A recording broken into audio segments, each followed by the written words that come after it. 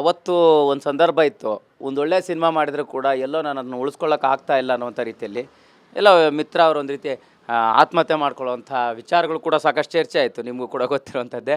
So ಈಗ ಅಂದರೆ 7-8 ವರ್ಷ ಆದಮೇಲೆ ಆ ಸಿನಿಮಾ ಒಂದು ಚೆನ್ನಾಗಿದೆ ಅನ್ನುವಂಥದ್ದು ಪರಭಾಷಕರಿಂದ ಸಿಗ್ತಾ ಇರೋಂಥ ರೆಸ್ಪಾನ್ಸ್ ನೋಡಿದರೆ, ಹಾಗಾದ್ರೆ ನಮ್ಮನ್ನ ಇಂಡಸ್ಟ್ರಿಯಲ್ಲಿ ಇಂದು ಒಂದಿಷ್ಟು ಒಳ್ಳೆ ಸಂದರ್ಭಕ್ಕೆ ಸೂಕ್ತ ಸಮಯಕ್ಕೆ ಎಲ್ಲೋ ಪ್ರೋತ್ಸಾಹ ಸಿಗುವಂಥ ಸಂದರ್ಭ ಕಮ್ಮಿ ಆಗುತ್ತಾ ಹೆಂಗೆ ಅಂತ? ನಾವು ಒಂದು ವಸ್ತುವನ್ನು ನಾವು ತಯಾರಿಕೆ ಮಾಡಿದಾಗ ಮಾರ್ಕೆಟ್ ಕೂಡ ನಾವು ತಿಳ್ಕೊಳ್ಬೇಕಾಗುತ್ತೆ. ಆ ಸಂದರ್ಭದಲ್ಲಿ ನನ್ನ ದುಡುಕು ನಿರ್ಧಾರ ಬಾಹುಬಲಿ, ಚಕ್ರವರ್ತಿ, ರಾಜ್ಕುಮಾರ, ಹೆಬ್ಬುಲಿ ಅಂತ ದೊಡ್ಡ ಸಿನಿಮಾಗಳ ಮಧ್ಯೆ ನಾನು ನನ್ನ ಚಿತ್ರವನ್ನು ರಿಲೀಸ್ ಮಾಡುವಂತಹ ಪ್ಲ್ಯಾನೇ ಆ ಒಂದು ಮೂರ್ಖತನ. ಈಗ ಅದರ ಬಗ್ಗೆ ನನಗೆ ನಗು ಬರ್ತಾ ಇದೆ, ಯಾಕಂದರೆ ನಾನು ಅದು ಮಾಡಬಾರ್ದಾಗಿತ್ತು. ಚಲನಚಿತ್ರಗಳು ಕಲೆ ಹೇಗೋ ವ್ಯಾಪಾರ ಕೂಡ ಹಾಗೆ, ವ್ಯಾಪಾರವನ್ನು ಭಾಳ ಬುದ್ಧಿವಂತಿಕೆಯಲ್ಲಿ ಮಾಡಬೇಕಾಗಿತ್ತು. ನನ್ನ ದುಡುಕು ನಿರ್ಧಾರಕ್ಕೆ ನಾನು ಬೆಲೆ ತೆತ್ತಿದ್ದೀನಿ ಅನ್ನಿಸ್ತಾ ಇತ್ತು. ಬಟ್ ಒಳ್ಳೆಯ ಕ್ವಾಲಿಟಿ ಇದ್ದ ಕಾರಣ ಆಮೇಲೆ ಭಗವಂತ ಶ್ರಮದ ದುಡ್ಡು, ಕಷ್ಟದ ದುಡ್ಡು ಎಲ್ಲೂ ಪೋಲಾಗಲು ಬಿಡಲ್ಲ, ಸ್ವಲ್ಪ ಕಾಯಿಸ್ಬೋದು ಅನ್ನೋ ನಂಬಿಕೆ ನನಗಿದ್ದ ಕಾರಣ ನಮ್ಮ ಸ್ನೇಹಿತನ ಮೂಲಕ ಈ ಸಿನಿಮಾ ರಿಲೀಸ್ ಆಗೋದು ಭಾಳ ಖುಷಿ ಇದೆ ನನಗೆ. ಆಮೇಲೆ ತುಂಬ ದೊಡ್ಡ ಪ್ರಮಾಣದಲ್ಲಿ ಆಗ್ತಾಯಿದೆ. ಆ ಸಂದರ್ಭದಲ್ಲಿ ಮಾಡಿದರೆ ತುಂಬ ಸಣ್ಣ ಪ್ರಮಾಣದಲ್ಲಿ ಮಾಡ್ಬೋದಾಗಿತ್ತೇನೋ. ಈಗ ತುಂಬ ದೊಡ್ಡ ಪ್ರಮಾಣದಲ್ಲಿ ತುಂಬ ಟೈಮ್ ತಗೊಂಡು ಅದನ್ನು ನಾವು ಈಗಿನ ಟ್ರೆಂಡಿಗೆ ಸೂಟ್ ಆಗೋ ರೀತಿಯಲ್ಲಿ ಮಾಡಿದ್ದೀವಿ. ಈಗಾಗಲೇ ಅದು ಸೆನ್ಸರ್ ಆಗಿದೆ. ಬರುವ ತಿಂಗಳಲ್ಲಿ ಅದರ ಪೋಸ್ಟರ್ ಲಾಂಚ್ ಮತ್ತು ಶಿವರಾತ್ರಿ ಟೈಮಲ್ಲಿ ನಾವು ಅದರ ಟ್ರೈಲರ್ ಲಾಂಚ್ ಅದೆಲ್ಲನೂ ಕೂಡ ಪ್ಲ್ಯಾನ್ ಮಾಡ್ತಾಯಿದ್ದೀವಿ.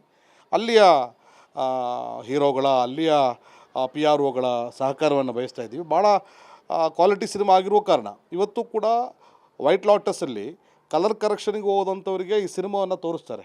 ಸಿನಿಮಾ ಸ್ಕೂಲ್, ತಮಿಳುನಾಡಿನ ಸಿನಿಮಾ ಸ್ಕೂಲಲ್ಲಿ ರಾಗ ಸಿನಿಮಾನ ತೋರಿಸ್ತಾರೆ. ಈ ಸೆಟ್ ವರ್ಕ್ ಹೇಗೆ, ಆರ್ಟ್ ಡೈರೆಕ್ಷನ್ ಹೆಂಗಿದೆ, ನಿರ್ದೇಶನ ಹೇಗಿದೆ, ಕಲರ್ ಪ್ಯಾಲೆಟ್ಗಳನ್ನು ಹೆಂಗೆ ಯೂಸ್ ಮಾಡಿದ್ದಾರೆ ಈಗ ತೋರಿಸ್ತಾರೆ. ಹಾಗಾಗಿ ಒಂದು ಒಳ್ಳೆ ಕ್ವಾಲಿಟಿ ಸಿನಿಮಾಗೆ ಸಾವಿಲ್ಲ, ಅದು ನಿರಂತರ.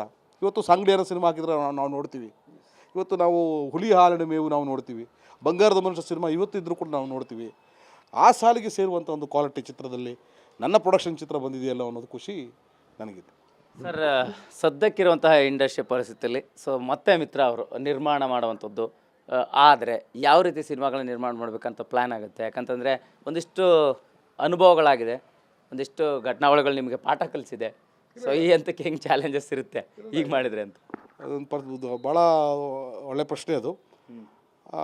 ಪ್ರೊಡಕ್ಷನ್ ಮಾಡಿದರೆ ಆದರೆ ಆಗುತ್ತೆ. ನಾನಿರೋದೇ ಪ್ರೊಡಕ್ಷನ್ ಮಾಡೋದಕ್ಕೋಸ್ಕರ. ನನ್ನ ಆಸೆಗಳಿರೋದೇ ಒಳ್ಳೊಳ್ಳೆ ಸಿನಿಮಾಗಳು ಮಾಡ್ಕೋಬೇಕು ಅಂತ. ನನ್ನ ರೋಲ್ ಮಾಡೆಲ್ ದ್ವಾರಕೀಶ್ ಅವರು, ರಾಕ್ಲೈನ್ ವೆಂಕಟೇಶ್ ಅವ್ರ ಥರ ಒಳ್ಳೆ ನಿರ್ಮಾಪಕನಾಗಿ ನಾನು ಕಾಣಿಸ್ಕೋಬೇಕು ನನಗೆ ಆಸೆ ಇದೆ, ಆ ತುಡಿತ ಇದೆ, ಅದಕ್ಕೋಸ್ಕರ ನನ್ನ ಶ್ರಮ ಇದೆ. ಹಾಗಾಗಿ ಆದರೆ ಏನೋ ಪ್ರಸಂಗ ಹಾಗೇ ಆಗಲೇಬೇಕು ಅಂತ ನನ್ನ ಹಠ ಇದೆ. ಖಂಡಿತ ಹಾಗೆ ಆಗುತ್ತೆ. ಆದರೆ ಆ ಸಿದ್ಧತೆಯಲ್ಲಿದ್ದೀವಿ, ಆ ತಯಾರಿಕೆಯಲ್ಲಿದ್ದೀವಿ. ಸೋಲೋದು ಹೇಗೆ ಅಂತ ಕಲ್ತಿದ್ದೀವಿ. ಈಗ ಗೆಲ್ಲೋದು ಭಾಳ ಸುಲಭ. ಸೋಲೋ ವಿದ್ಯೆ ಕಲ್ತವನಿಗೆ ಗೆಲ್ಲೋದು ಭಾಳ ಸುಲಭ ಆಗುತ್ತೆ. ಹಾಗಾಗಿ ಗೆಲುವು ನಮಗೆ ಗೊತ್ತಿದೆ, ಈಗಿನ ಟ್ರೆಂಡ್ ನಮಗೆ ಗೊತ್ತಿದೆ. ಕನ್ನಡಿಗರು ನಮ್ಮನ್ನು ಕೈ ಬಿಡಲ್ಲ ಅಂತ ನಂಬಿಕೆ ಇದೆ. ಆ ನಂಬಿಕೆಯಲ್ಲಿ ಮುಂದುವರಿತಾ ಇದ್ದೀವಿ. ಸರ್, ಗೆಲುವಿನ ನಿರೀಕ್ಷೆಯಲ್ಲಿದ್ದೀರಿ, ಅದೆಲ್ಲದಕ್ಕೂ ಕೂಡ ನಮ್ಮ ಶುಭ ಹಾರೈಕೆ ಕೂಡ ಇರಲಿ. ಇದೆಲ್ಲದರ ಜೊತೆಗೆ ಕೇವಲ ತಮಿಳಿನಲ್ಲೇ ಯಾಕೆ ಮತ್ತು ಬೇರೆ ಬೇರೆ ಭಾಷೆಗಳಲ್ಲೇನಾದ್ರು ಮತ್ತೆ ಪ್ಲ್ಯಾನ್ ಆಗ್ತಾ ಇದೆಯಾ, ಹೇಗೆ ಅನ್ನುವಂಥ? ತೆಲುಗುವಲ್ಲಿ ಇದರ ರಿಮೇಕ್ ರೈಟ್ಸನ್ನು ತಗೊಂಡಿದ್ರು ಒಬ್ಬರು. ಅವರು ಇನ್ನೂ ಅದನ್ನು ರಿಮೇಕ್ ಮಾಡಲಿಲ್ಲ. ತುಂಬ ದೊಡ್ಡ ಸ್ಟಾರಿಗೆ ಅದನ್ನು ಮಾಡಬೇಕು ಅಂದಿದ್ರು. ಸಿನಿಮಾ ನೋಡಿದ ಮೇಲೆ ಇಲ್ಲ, ಅವ್ರ ಕೈಲೇ ಮಾಡಿಸಿ ಅಂತೇಳಿ ಕೇಳಿದ್ದಾರೆ.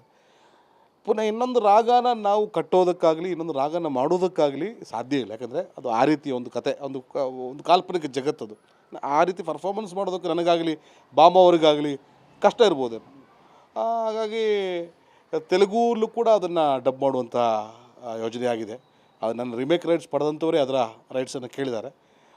ಬಾಮ ಮಲಯಾಳಿ ನಟಿಯಾಗಿರೋ ಕಾರಣ, ಮತ್ತೆ ಅವರು ಚಿತ್ರರಂಗಕ್ಕೆ ಮದುವೆ ನಂತರ ಧುಮುಕುವ ಕಾರಣ ಮಲಯಾಳಮಲ್ಲೂ ಕೂಡ ಇದರ ಸಕ್ಸಸ್ ಮೇಲೆ ನಾವು ಪ್ಲ್ಯಾನ್ ಮಾಡಿದ್ದೀವಿ. ಈಗ ಸದ್ಯಕ್ಕೆ ಲಕ್ಷ್ಮೀಶ್ ಅವರು ತಮಿಳು ವರ್ಲ್ಡ್ ವೈಡ್ ಅದೇನಿದೆ ಅದನ್ನು ಅವರು ಮಾಡ್ತಾಯಿದ್ದಾರೆ. ನಾನು ಮತ್ತು ನನ್ನ ಸಹಯೋಗದಲ್ಲಿ ಮಿತ್ರ ಎಂಟರ್ಟೈನರ್ ಸಿನಿ ಕ್ರಿಯೇಷನ್ಸ್ ಬ್ಯಾನರ್ ನಡಿಯಲ್ಲಿ ಅವರು ಬಂಡವಾಳ ಹಾಕಿ ಈ ಸಿನಿಮಾನ ಡಬ್ ಮಾಡಿ ಹಂಚಿಕೆಯನ್ನು ಪಡ್ಕೊಂಡು ಅದನ್ನು ಅವ್ರು ಮಾಡ್ತಾಯಿದ್ದಾರೆ. ಅವರಿಗೆ ಒಳ್ಳೆಯದಾಗುತ್ತೆ. ಇದಾದಮೇಲೆ ಮಲಯಾಳಮಲ್ಲಿ, ತೆಲುಗಲ್ಲಿ, ಬೇರೆ ಬೇರೆ ಭಾಷೆಗಳಲ್ಲಿ ಇದನ್ನು ಬಿಡುವಂಥ ಪ್ರಯತ್ನ ಇದ್ದೇ ಇದೆ. Thank you sir. ಸರ್, ಇದಿಷ್ಟು ನಟ ಮಿತ್ರ ಅವರ ಮಾತಾಗಿರ್ತಕ್ಕಂಥದ್ದು. ಸೊ ಅಂದರೆ ರಾಗ ಕನ್ನಡದಲ್ಲಿ ರಿಲೀಸ್ ಆಗಿತ್ತು, ಬಟ್ ಈಗ ಪರಭಾಷೆಯಲ್ಲೂ ಕೂಡ ರಿಲೀಸ್ ಆಗ್ತಾಯಿದೆ ಕಾಲಿವುಡ್ನಲ್ಲಿ ಅನ್ನುವಂಥ ಮಾತುಗಳ ಜೊತೆಗೆ ಇಡೀ 2025 ಸಿನಿ ಜರ್ನಿ ಬಗ್ಗೆ ಮಾತನಾಡಿರ್ತಕ್ಕಂಥದ್ದು. ಕ್ಯಾಮ್ರಾ ಪರ್ಸನ್ ಗಣೇಶ್ ಪ್ರಸಾದ್ ಜೊತೆ ಮಾಲ್ತೇಶ್ ಟೆಗ್ಗಿನ್ TV9 ಬೆಂಗಳೂರು.